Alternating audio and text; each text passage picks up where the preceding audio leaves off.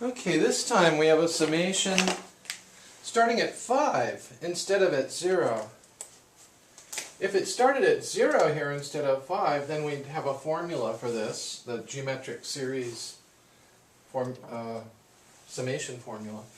But this time, what helps is sometimes to write out a few of the terms. So if n is equal to 5, we have 9/11ths to the 5th power. Then plus, then starts at 5 and goes up to 6, 7, 8, on and on. So plus 9/11ths to the 6th power plus 9/11ths to the 7th power plus 9/11ths to the 8th power plus, well, this goes on forever. But if you write out a few terms, then you can see what happens, you can see what you can factor out of this.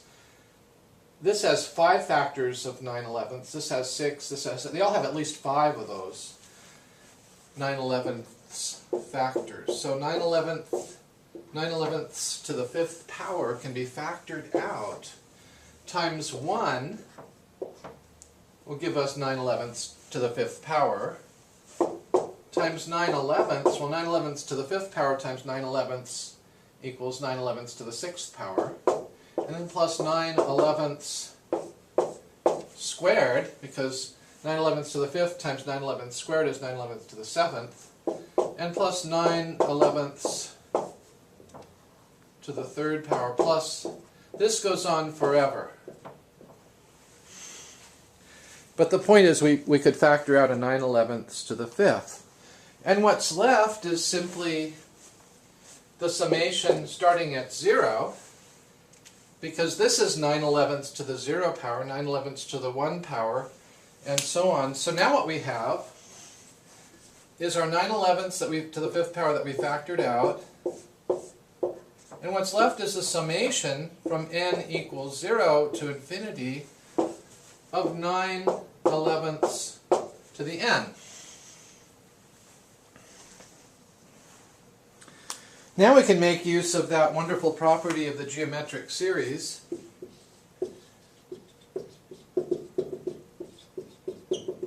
Sometimes referred to as the telescoping property, that says that the summation of r to the n, when n is summed from 0 to infinity, is equal to 1 divided by 1 minus r.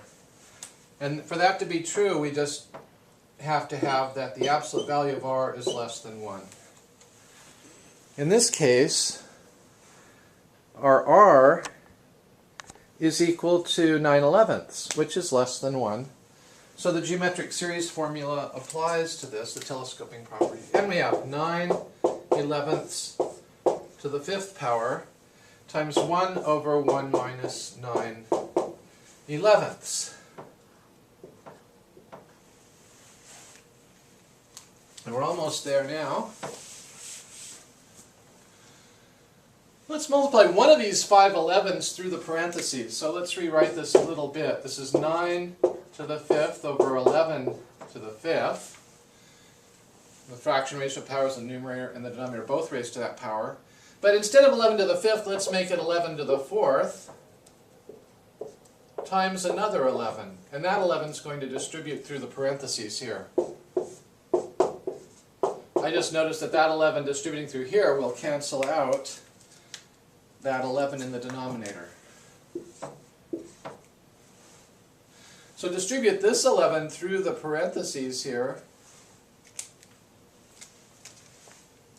And here's what we get. On top it's 9 to the 5th times 1, that's 9 to the 5th power. And in the denominator you have 11 to the 4th times 11, because 11 times 1 is 11, minus, the 11's cancel here, minus 9.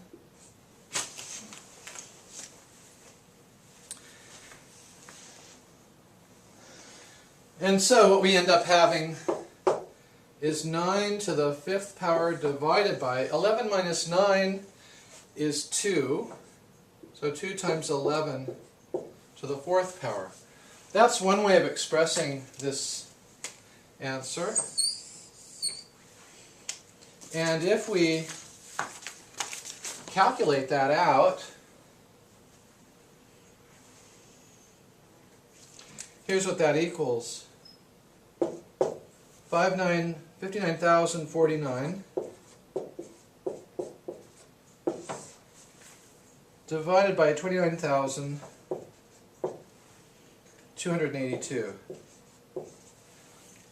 So these are both correct, the final answer for this infinite sum.